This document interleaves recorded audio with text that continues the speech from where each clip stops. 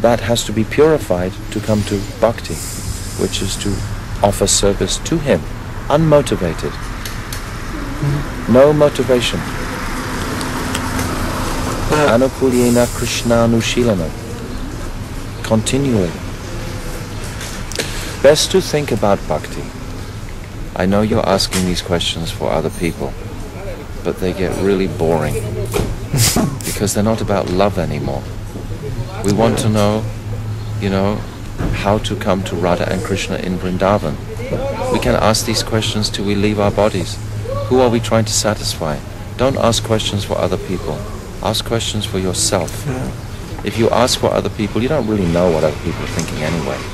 If you ask from your own heart, then they have some meaning. You can ask me one question from your own heart, but not from what other people think, because it's too boring. Let them decide what they want to decide. Don't try and convince them. Try and convince yourself, or connect with the deepest part of yourself to make the proper real question. Two things. First is sadhu sangha. This is first. Like in Jayavadama, Vaishnava Thakur, he saw that devotee dancing. He was a Brahmagyani. He was realized Paramahamsa in the Sankhya line. And then he saw this Vaishnava. He saw his ecstasy. He thought, wow. That turned his heart completely. Then he came to Vrindavan looking for devotee. Then he went to Navadvip, then Godrum. Then he met Premdas Babaji and whole Jaiva. This is Bhaktivinoda Thakur is sharing this. Sadhu Sangha in the beginning.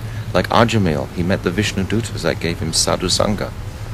Sadhu Sangha is the first point to see the reality of the spiritual conception. And then the second is Nam Sankirtan, which is the process that Mahaprabhu has given us.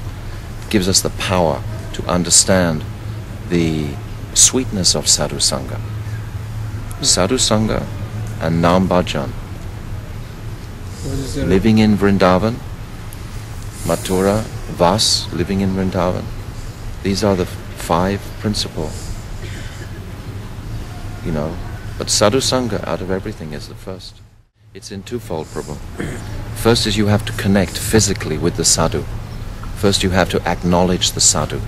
And when you realize that sadhu, realize his position, I'm talking about Sad Guru. Perfect.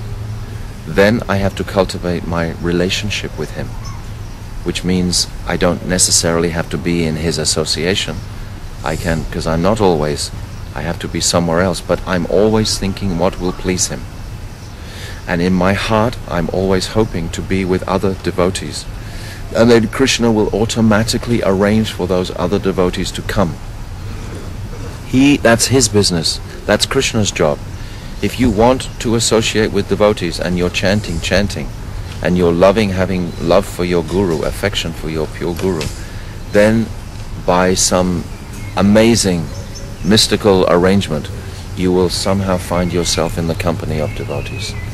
They will always be there. Even in this age, you can telephone someone, you can write someone email. It's not so far away. So Sadhu Sangha, first of all, is connecting with Guru first, Ashraya. Connecting with that. And then second is to maintain that connection through our seva to him. Tadvidi pranipatena, pratiprakšnena sevaya. That's seva. Seva is a symptom of love. If you love somebody, you will automatically serve them. If you love your mother, you will feel, what can you do for your mother? Your wife, your family. It's a symptom of love is service. So our service to Guru will maintain that connection. And that's the backbone. Guru Nishta is the backbone of devotional service. Guru Nishta, Sadhu Sangha is the same.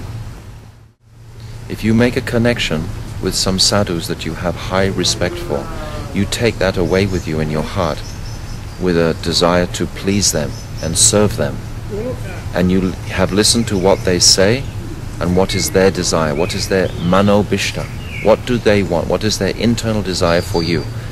It is to understand your relationship with Radha and Krishna. It is to develop your bhakti. So you're hearing their instruction, and then when you go away, you try and follow their instruction. Therefore, you're still connected. You become disconnected when you disobey your understanding of what Guru wants. Guru is saying, I want you to read my books and I want you to take Harinam. If you go away and you watch television or you do something, you know this is not pleasing to Gurudev, so how can your connection be there? How can your sambandha? One time my Gurudev was asked the question, how can you tell if your sambandha with Guru is growing? Because it must be growing to be real love, I've already said. And he said, if you're always feeling gratitude for what he's given you, if you're appreciating the jewels that he's given you, you can see all these jewels in Guru Vastakam, this song we sing. The first verse is about Jiva Tattva. Oh, he's explained to me, who am I in this world? Second verse is Gora Tattva. Oh, who is Sri Chaitanya Mahaprabhu, Sachinandana Gaurari? Who is that? That is all explained in that second. Third verse is Vigraha Tattva. Fourth, Prasad Tattva. Then Raganuga Tattva in the fifth verse. What is it? Shri Radhika Madhurya. This fifth verse. Sixth verse is Guru Swarup. What is Guru doing? He's in the Kunja. Is someone in ISKCON in the Kunja every day with Radha? I know. Because I've seen somebody who really is. So I know what is the real thing. It's like someone who knows Bhaktivedanta Swami. They know what is a pure devotee. So they can recognize another pure devotee. And they have all acknowledged Srila Narayan Maharaj as a pure devotee. But then they all became changed from fear of losing something material. That's the history. But that Nikunjo Yuno Ratikeli Siddhaya is Guru in the Kunja serving. And then the last two verses are Guru Tattvadar. These are gifts that I appreciate from my Guru, so I'm feeling gratitude.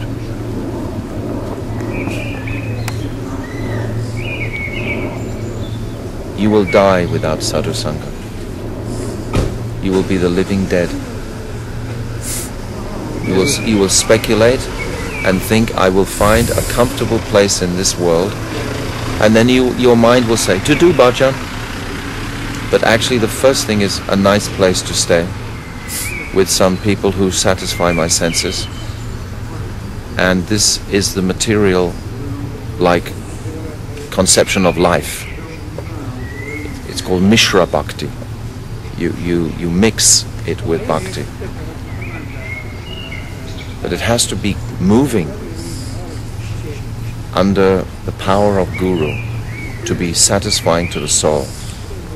Savai pumsam paro dharma yato bhakti adhoiksaje ahoitiki apratihata yeyatma suprasidati. To satisfy the soul, this savai pumsam, pumsam means humanity, dharma, this dharma to satisfy the soul is unmotivated, uninterrupted, ahoitiki bhakti. Why not we take that now? Now you have developed through many years chanting. Now Krishna has brought you to this place. Now you can take this, and now you can fulfill the desire of your soul. You can pacify your mind, but make this fire become more alive. Bring this part of your life into prominence. Don't leave the material considerations up. Krishna will arrange everything anyway. It's not our effort. It's not what we do. It's my sincerity which will change things. If you honor those people, then Radharani is pleased. If you dishonor Radharani's servants, you think she's going to be pleased? Will any mercy come? No. Okay. Okay. I go. Thank you. Thank you.